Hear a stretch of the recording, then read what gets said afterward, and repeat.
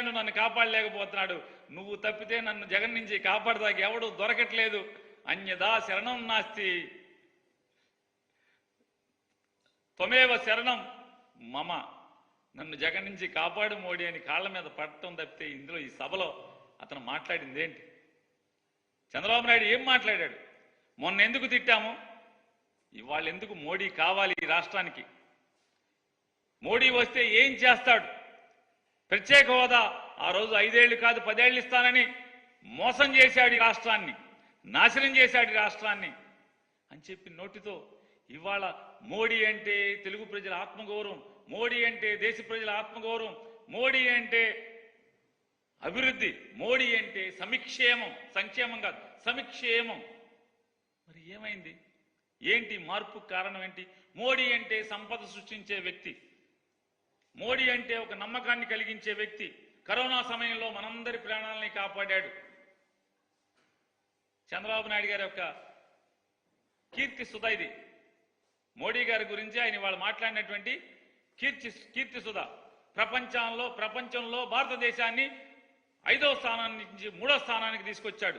America తర్వాత మళ్ళీ మనమే చిడతలుచుకుని యమకొట్టుడు భజన, మామూలు భజన కాదు ఈ చంద్రబాబు భజన, అసలు మామూలుగా హరిలో రంగ హరి.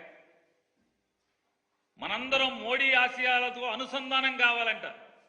చంద్రబాబు నాయుడు గారి చిత్రం, మనందరం మోడీ ఎందుకు కావాలి? ఈ 5 ఏళ్లలో గడిచిన 2019 నుంచి ఈ రోజు దాకా మీరే తిట్టారు కదా, మీ బామ్మర్తో తిట్టించారు కదా, మోడీ లుచ్చాహే బచ్చాహే అని. ఆ మోడీ లుచ్చాహే బచ్చాహే ఇవాళ అచ్చాహే ఎట్టా అయ్యాడు? ఎలా అచ్చా అయ్యాడు? ఎందుకు అయ్యాడు అంటే మీరు కూడబలుక్కుని దొంగల ఊళ్ళు పంచుకున్నట్టుగా మీరు ఏకమైపోతే సరిపోద్దా?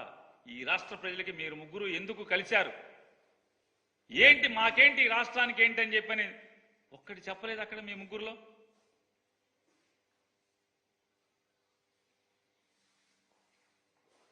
ఆయన మాట్లాడతాడు చంద్రబాబు నాయుడు గారు, జగన్మోహన్ రెడ్డి గారికి సొంత చెల్లెళ్ళే ఓటు ఇద్దంటున్నారు తమ్ముళ్ళు. చంద్రబాబు నాయుడు గారు, మీకు కాళ్ళు కడిగి కన్యాదానం చేసి కాళ్ళు కడిగి నీళ్లు తల మీద జల్లుకున్నటువంటి మీ మామగారు నీకు ఓటేయిద్దని చెప్పాడు. నువ్వు సర్వనాశనం అవ్వాలని చెప్పాడు. నువ్వు ఒక దగాకోరని చెప్పాడు. మీ తోడబుట్టినటువంటి తమ్ముడు రామ్మూర్తి నాయుడు గారు మా అన్నకి ఓటేయబాకండి, నారా చంద్రబాబు నాయుడు గారికి ఓటేయబాకండి అని ఊరూరు తిరిగాడు. మీ బావమరిది హరికృష్ణ గారు మా బావ పెద్ద దొంగ, మా బావకి ఓటేయబాకండి అని ఊరూరు సందు గొంతు తిరిగాడు. మీ తోడల్లుడు దగ్గుపాటి వెంకటేశ్వరరావు గారు ఇతను ఒక వెన్నుపాటుదారుడు, కుట్రదారుడు, దొంగ, వేయబాకండి ఓటు అని మీ తోడళ్ళు తిరిగాడు. మీ వదిన గారు ఈరోజు డయాస్ మీద ఉన్నటువంటి ఆవిడ మా బావకు దొంగ, మా బావకు మోసగాడు, మా మరిది ఒక మోసగాడు, ఓటేయబాకండి నారా చంద్రబాబుకినని సాక్షాత్తు మీ శ్రీమతి గారు అక్కగారు తిరిగారు. మీ మేనగోడల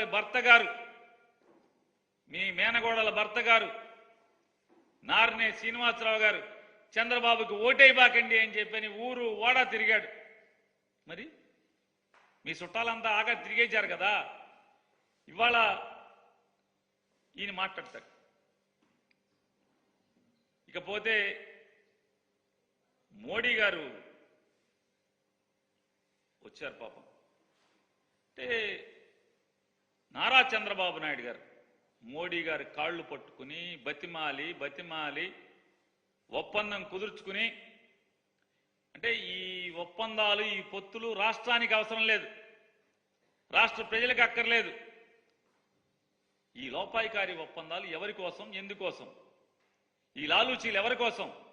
అంటే వీళ్ళు కూడబలుక్కుని ఈ రాష్ట్రానికి ఏం చేస్తారో చెప్పకుండానే, ఈ రాష్ట్ర ప్రజలకు ఎందుకు వీళ్ళకి ఓటేయాలో చెప్పకుండానే వీళ్ళు కూడబలుకుంగానే వెంటనే మనందరం ఓటేసేయాలంట, జగన్ గారిని ఓడిచ్చేయాలంట. సభ జరుపుకోవటం చేత కాదు, మైకు మోగదు. మైకు ముందు సాక్షాత్తు ఈ దేశ ప్రధాని పావు గంట సేపు బొమ్మలాగా నుంచునే పరిస్థితి. సభ జరుపుకోవడం చేతకానటువంటి మీరు ఇంకా జగన్మోహన్ రెడ్డి గారి మీద యుద్ధం సంసిద్ధం ఏం